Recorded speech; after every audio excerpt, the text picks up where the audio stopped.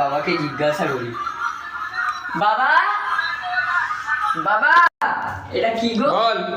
এটা কি গো? এটা কেন জল নিয়ে যাচ্ছে গো? এটা তুই জানিস না? এর আগেও তোকে বলেছি অনেকবার এই গল্পটা, যে শ্রাবণ মাসে শিবের মাথায় জল ঢালার জন্য গঙ্গা থেকে শিবের ভক্তরা জল এনে তার মাথায় অর্পণ করে। কারণ তুই জেনে রাখ, তোকে এর আগেও বলেছি, আবার ভুলে গেছিস। যখন সমুদ্র মন্থন হয়েছিল, এই ঘটনাটা তুই জানিস। কি হয়েছিল সেটা বল। দেবতাদের মধ্যে সমুদ্র মন্থন হয়েছিল, এর ফলে হলাহর নামে বিষ গঠিত হয়েছিল। গুড। এইবারে সেই বিষটা কি হলো?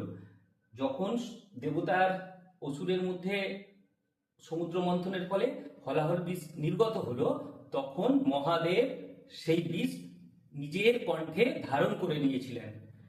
সেই বিষ যখন মহাদেব নিজের কণ্ঠে বিষটাকে ধারণ করলো, তার কণ্ঠ নীল হয়ে গিয়েছিল। সেই কারণে মহাদেবকে কি বলে? নীলকণ্ঠ। হ্যাঁ।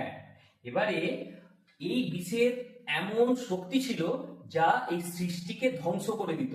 সৃষ্টি বলতে কি জানিস তো? সৃষ্টি বলতে এই বিশ্ব ব্রহ্মাণ্ড, পৃথিবী থেকে শুরু করে সমস্ত কিছু ধ্বংস হয়ে যেত। কিন্তু মহাদেব সেই বিষ পান করে নেয় এবং তার গলায় রেখে দেয়। তারপরে সমস্ত দেবতা ঋষিরা অবাক হয়ে যায়, এবারে তো সব ধ্বংস হয়ে যাবে, কি হবে না হবে এটা তো ভাবতেই থাকে।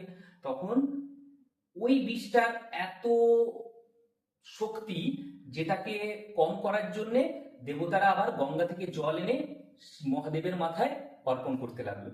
সেই পরম্পরা এখনো পর্যন্ত বজায় রেখে শিব ভক্তরা মহাদেবের মাথায় এই শ্রাবণ মাসেই জল অর্পণ করে গঙ্গা থেকে এনে। বুঝতে পেরেছিস? হ্যাঁ।